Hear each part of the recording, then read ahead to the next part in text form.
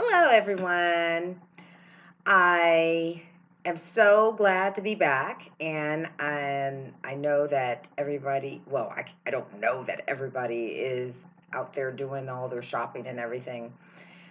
However, enjoy yourselves, be safe out there. These are perfect opportunities to practice being in your vortex if you choose to, and any opportunity is a opportunity to stay in your vortex. Well, anyway, feels like I've been away for quite some time, but my videos have been going up once per week at least. But of course, a lot of things are happening in life, and I take as many notes about my own personal expression as I can to stay on top of myself and to remain aware. I can see when there's a shift and change. Now, one of the things I did notice, I did have, I don't know if it was a rainy day. It might have been a rainy day. Anyway, so I had an experience which actually um, put in my thought process about doing an experiment. I haven't officially another experiment. And the experiment is more like setting an intent for something. So I'm going to just share the story. So I don't remember what day it was anyway. So another experience at work. It seems as though my experiences, of course, my evolving occurs can occur anywhere. However, this is what I've noticed.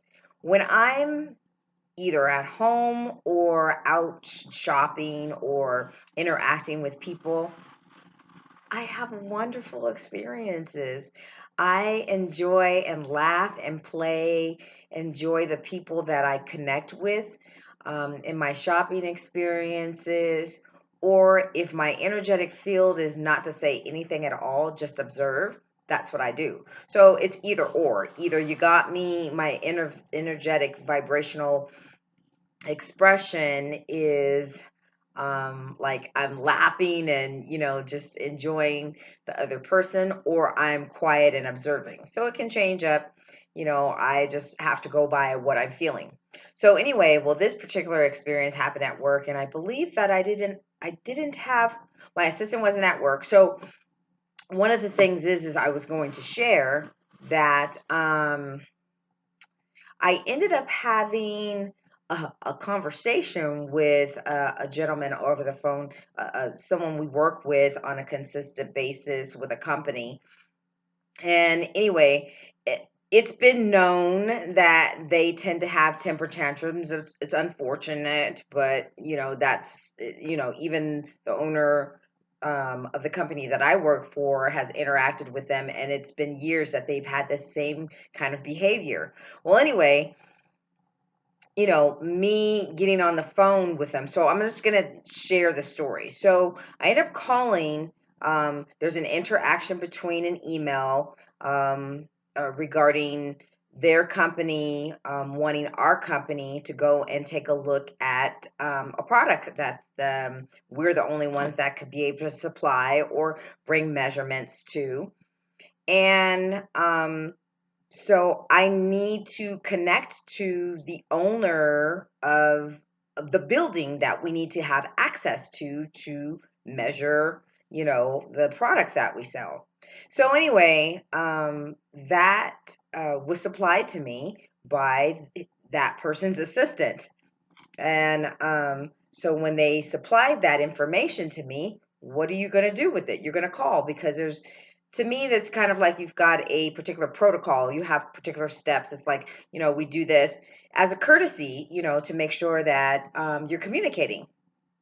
And that's just how I am. It's like, it's important to communicate and coordinate. So basically, I leave up that message for the person who owns the building, and I don't know what happens on the other side. So I connect to the owner. So I call to find out if we can still get access because I haven't heard back from anybody except for they say don't call, but we need access so we can measure to get the appropriate measurements for the product that you would like us to supply to you. So it's just a common sense thing. It's like, it's common sense. But the owner has a temper tantrum. So basically, before he has a temper tantrum, so he says, I don't want you calling my customers. So I'm literally on the phone with him, and he says, I don't want you calling my customers. And the next thing you know, I just comes out of my mouth was, well, first and foremost, I expressed to him, um, first and foremost, the phone number was supplied to us. So primarily, it's like, how do you expect us to get access? So how would you expect us to get access to it? I didn't say those words, but I just said, first and foremost, the phone number was supplied. So there's no way that I could have gotten the phone number if you didn't supply it to me. That's what's kind of cracking me up. It was like, he's getting angry. So, but anyway, me saying that was an extra trigger for him. So I was part of the scenario of allowing him to get triggered, which he probably could have been, he was probably already triggered. Then I enhanced the triggering. I'm kind of cracking up because that's another thing that's just so funny. So I'm on the phone with him and he was like, well, it sounds like you have an attitude and la la la la. And I just said, and then he hangs up on me. I'm not so I'm so not moved by people who hang up. It's like I'm not moved because I don't know why I'm not moved because I don't have an emotion about it. I really am not affected because I'm not offended. If you hang up on me, that's on you. I'm working on assisting you, but because I triggered you, I get it. I get it. So that was your trigger, but it's still your stuff. So I don't have any hangups about, you hanging up. It's like, okay, well, that's on you. I'd have to tell another story about being hung up on before, but it's not a big deal to me. Not like I expect to be hung up on, but it doesn't move me at all, not one bit. To me, it just reveals where the person is in their maturity level. And usually people who have, and this is what I've learned in my own experience, usually people who have temper tantrums um, tend to have not have they somewhere in there they missed something, or I can't say they missed something. I'll say that somewhere in their relationship with their parents, they either got what they wanted and it was concrete, or if they didn't get what they wanted, they would have a temper tantrum. So basically, what I'm saying is their coping abilities are very limited, and it creates an experience that is they're just consistently triggered.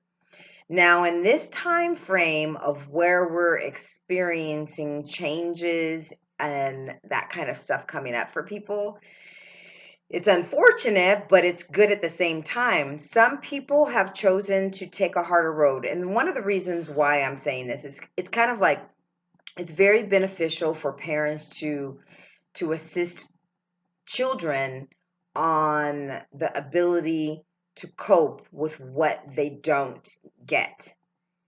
If you're having a child that's having a temper tantrum and they're just losing it, they're like on the floor. Be wise about that.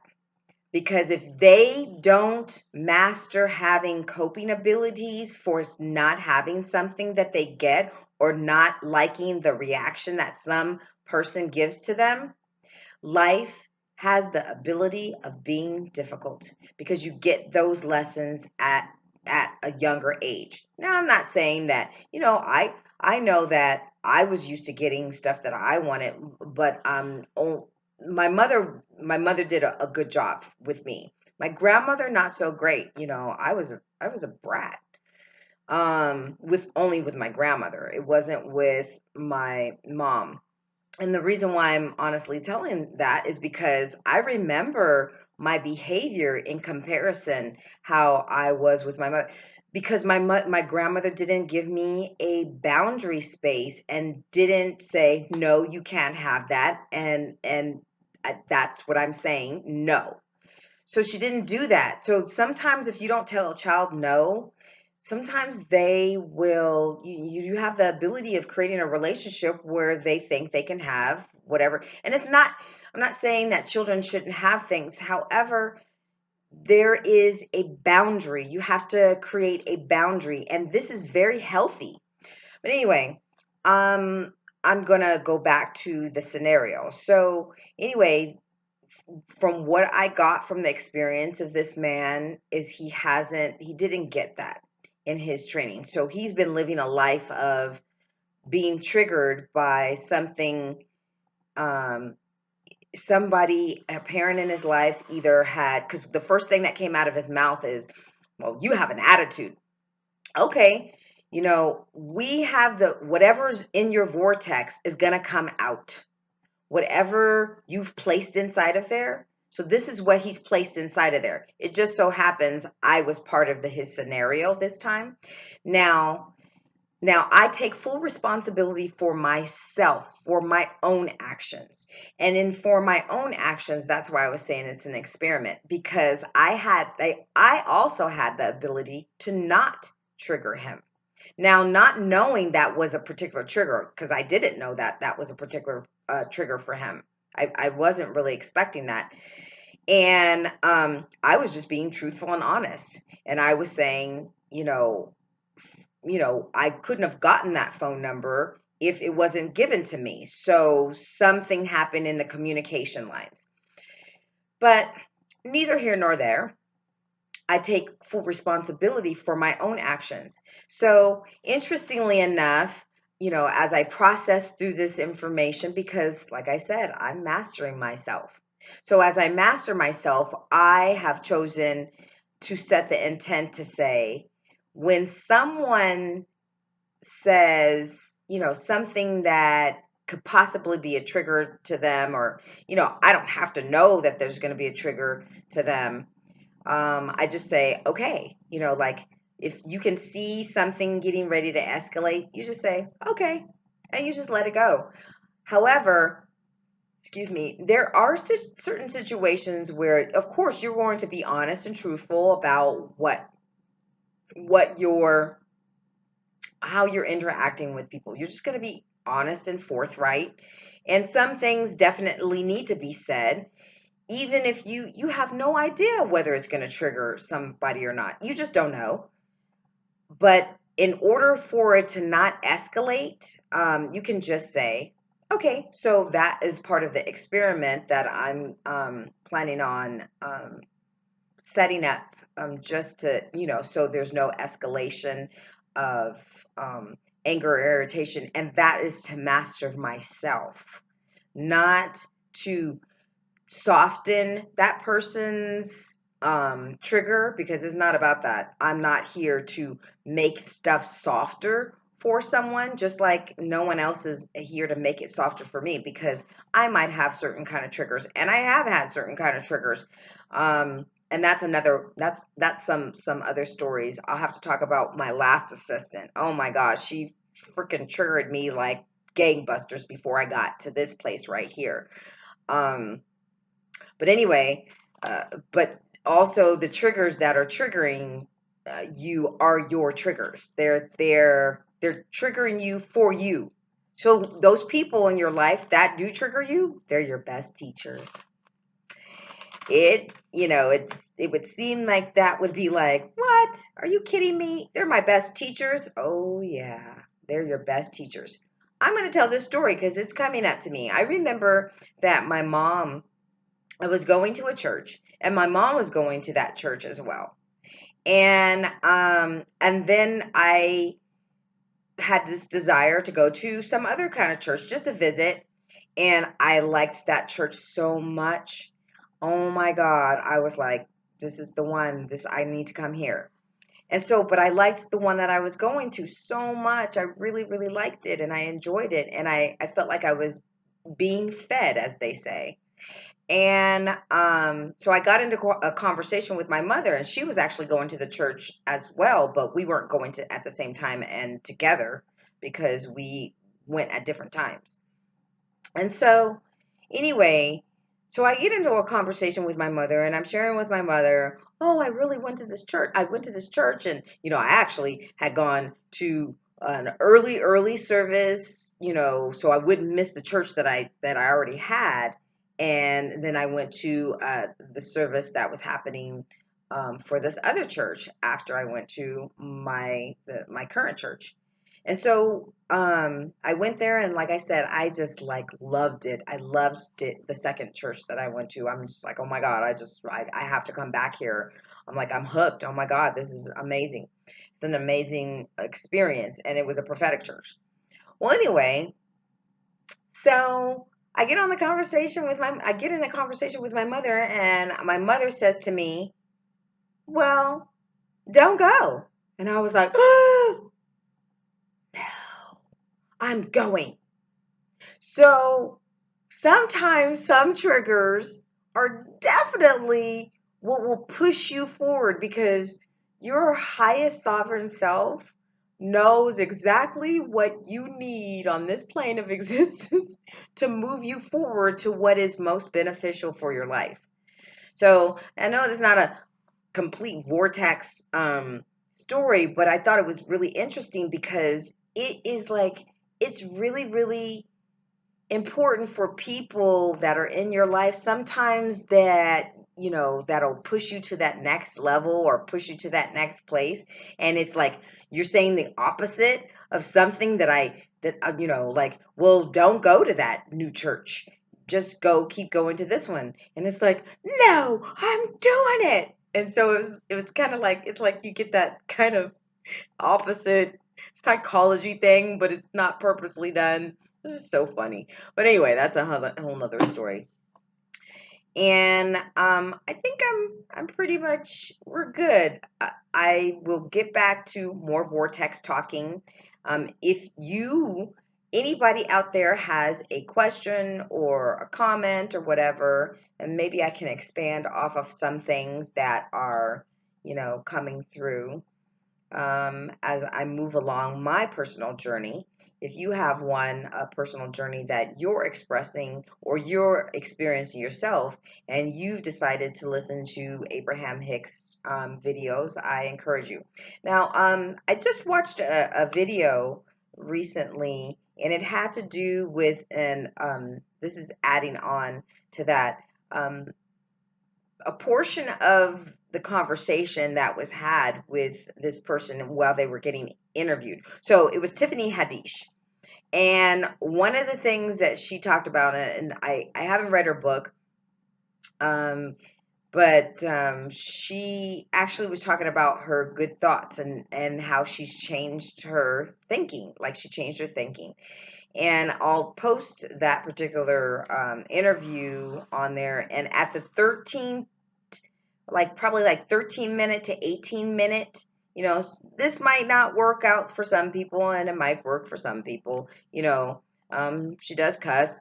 Who cares? I mean, I don't judge. There's no judging.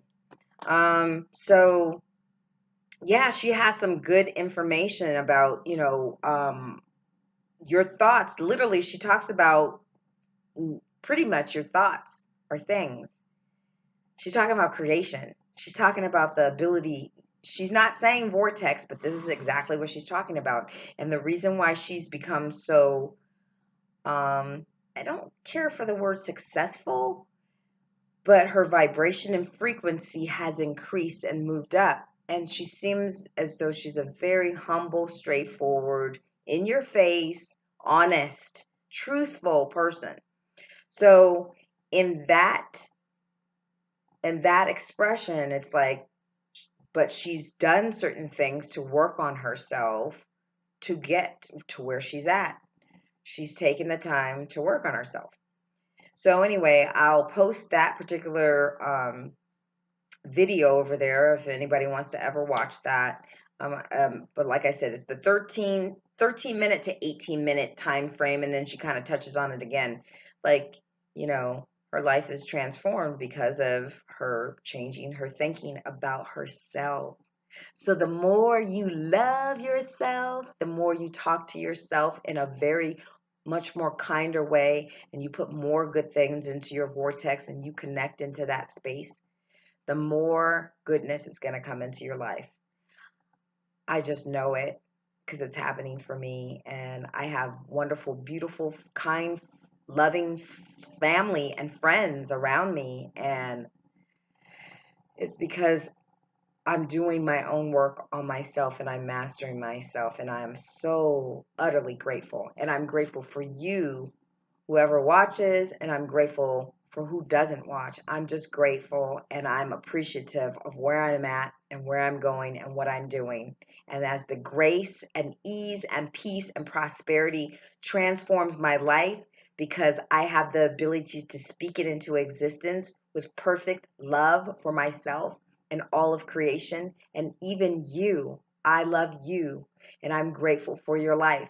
And I wish you well. And I send you Prime Source creators good vibrations of love and peace. Oh, last thing regarding that guy with a temper tantrum expression, what I did do also is that I surrounded him with Prime Source creators green and pink light of love, because I needed to do my part spiritually to know that I have no hard feelings for him, no anger, no hate. There's nothing out of order,